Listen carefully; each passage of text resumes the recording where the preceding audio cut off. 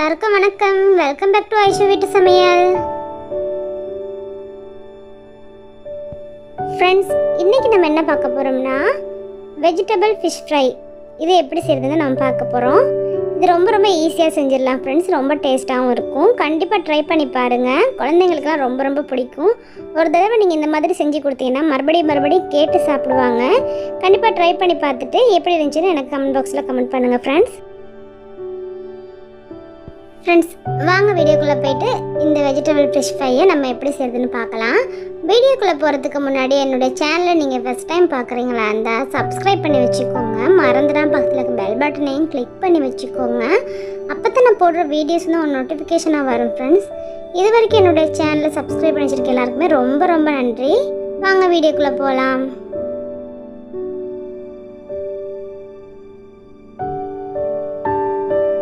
நான் இன்றைக்கி fish fry செய்கிறதுக்கு 3 வாழைக்காய் எடுத்துருக்கிறேன். அதை வந்து தோலை நல்லா சீவி விட்டு எடுத்து வச்சுருக்கிறேன். இந்த தோல் நீக்கிறதுக்கு வந்து 2 மெத்தட் இருக்குது. ஒன்று வந்து நம்ம வந்து நல்லா கொதிக்க வச்சு தண்ணியை நல்லா சூடாக்கிட்டு நல்லா கொதிக்க வச்சுட்டு நம்ம வாழைக்காய்களை போட்டு மூடி வேக விட்டோன்னா ஒரு 5 நிமிஷத்துக்கு. அதுக்கப்புறம் நம்ம வெளியில் எடுத்தோன்னா வந்து அந்த தோல் வந்து நம்ம வாழைப்பழத்தில் தோல் உரிக்கிற மாதிரியே அது அதே மாதிரியே நல்லா உரிப்படும்.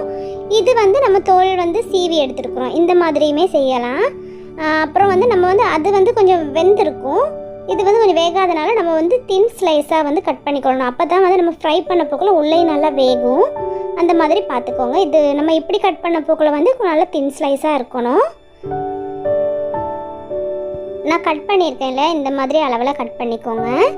நான் வந்து முதல்ல வெட்டின வாழைக்காய் வந்து நீளமாக நல்லா பெரிய துண்டாக கட் பண்ணிக்கிட்டேன். அதுக்கப்புறம் வந்து சின்னதாக எனக்கு தேவையான மாதிரி சின்ன துண்டாக கட் பண்ணிக்கிட்டேன். உங்களுக்கு என்ன மாதிரி சைஸ் தேவையோ நீங்கள் அந்த மாதிரி கட் பண்ணிக்கோங்க. அதுக்கப்புறம் நம்ம வந்து அதுக்கு ஒரு ஃபிஷ் ஷேப் வர்றதுக்காக இந்த மாதிரி நான் கட் பண்ணுறேன். அதில் நடுவில் நம்ம ஃபிஷ்ஷில் வந்து நடுவில் சின்னதாக ஓட்டை இருக்கும் இல்லையா, அந்த மாதிரி சின்னதாக ஹால் போட்டுக்கோங்க.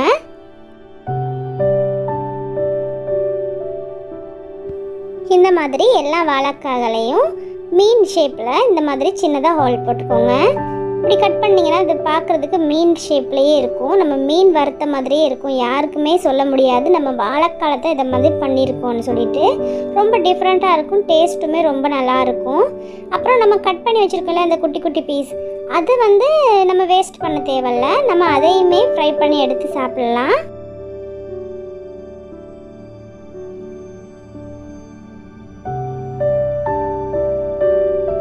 இந்த மாதிரி எல்லா வாழைக்காய்களையும் கட் பண்ணி எடுத்துக்கோங்க. அப்புறம் ஒரு பிளேட்டில் நம்ம தேவையான அளவு மசாலாக்களை சேர்த்துடலாம். அதுக்கு நான் 1/2 டீஸ்பூன் உப்பு சேர்த்துருக்கிறேன். நீங்கள் உப்பு வந்து உங்களோட டேஸ்ட்டுக்கு ஏற்ற மாதிரி சேர்த்துக்கோங்க. அப்புறம் நான் 1/2 டீஸ்பூன் மிளகாய் பொடி சேர்த்துருக்கிறேன். அதுவுமே நீங்கள் காரத்துக்கு ஏற்ற மாதிரி உங்களுக்கு தேவை மாதிரி சேர்த்துக்கோங்க. அப்புறம் கரம் மசாலா வந்து 1/2 டீஸ்பூன் சேர்த்துருக்கிறேன். அப்புறம் மிளகு பொடி வந்து 1/2 டீஸ்பூன் சேர்த்துருக்கிறேன். அப்புறம் கடலை மாவு வந்து 1 டேபிள் ஸ்பூன் சேர்த்துருக்கிறேன். கார்ன்ஃப்ளவர் வந்து 1 டேபிள் ஸ்பூன் சேர்த்துருக்கிறேன். அதோட மைதா மாவு 1 டேபிள் ஸ்பூன் சேர்த்துருக்கிறேன். சேர்த்து நல்லா மிக்ஸ் பண்ணிக்கோங்க.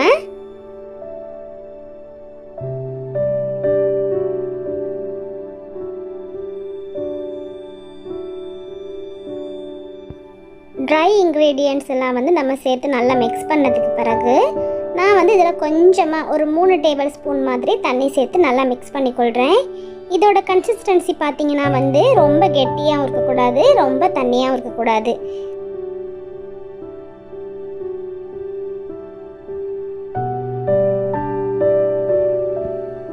இந்த மாதிரி நல்லா மிக்ஸ் பண்ணிக்கோங்க. நீங்கள் வந்து இந்த கன்சிஸ்டன்சியை பார்த்துக்கோங்க. நல்லா இந்த மாதிரி இருக்கணும். இப்படி இருந்தால் தான் வந்து நம்மளுக்கு அந்த வாழைக்காலை வந்து சேர்க்குறதுக்கு வந்து ரொம்ப ஈஸியாக இருக்கும். ரொம்ப தண்ணியாக ஆகிருச்சுன்னா வந்து அது வந்து ஒட்டி பிடிக்காது நம்ம வாழைக்காவோட. அதனால் இந்த மாதிரி சேர்த்துக்கோங்க. இதில் நான் 1 டேபிள் ஸ்பூன் மாதிரி லெமன் ஜூஸ் சேர்த்துருக்கிறேன்.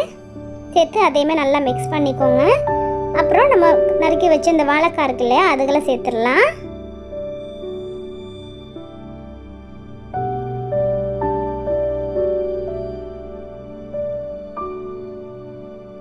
வாழைக்காவை நல்லா அந்த மசாலா மிக்ஸில் வந்து நம்ம வந்து நல்லா மிக்ஸ் பண்ணி விட்டுறலாம்.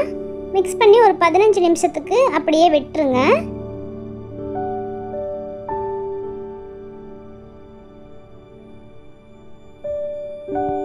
இப்போ நம்ம வாழைக்காய் வந்து ஒரு 15 நிமிஷம் நல்லா மசாலாலாம் ஊறிடுச்சு.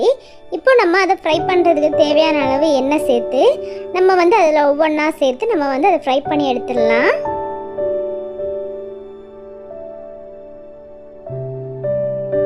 ஃப்ரை பண்ணுறப்ப நம்ம முக்கியமாக கவனிக்க வேண்டியது வந்து இந்த வாழைக்காய் வந்து ஒவ்வொரு பக்கமும் திருப்பி போட்டு நல்ல கோல்டன் ப்ரௌன் வர வரைக்கும் நம்ம வந்து ஃப்ரை பண்ணி எடுத்துக்கொள்ளணும்.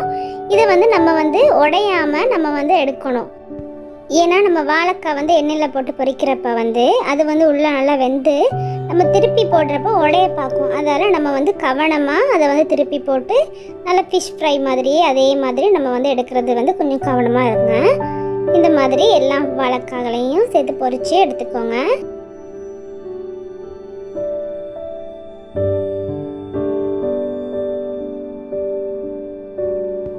இந்த மாதிரி நல்லா ஃப்ரை பண்ணி கலர் சேஞ்ச் ஆகி வருது பாருங்கள். இந்த மாதிரி ஃபிஷ் மாதிரியே இருக்குது பார்த்தீங்கன்னா.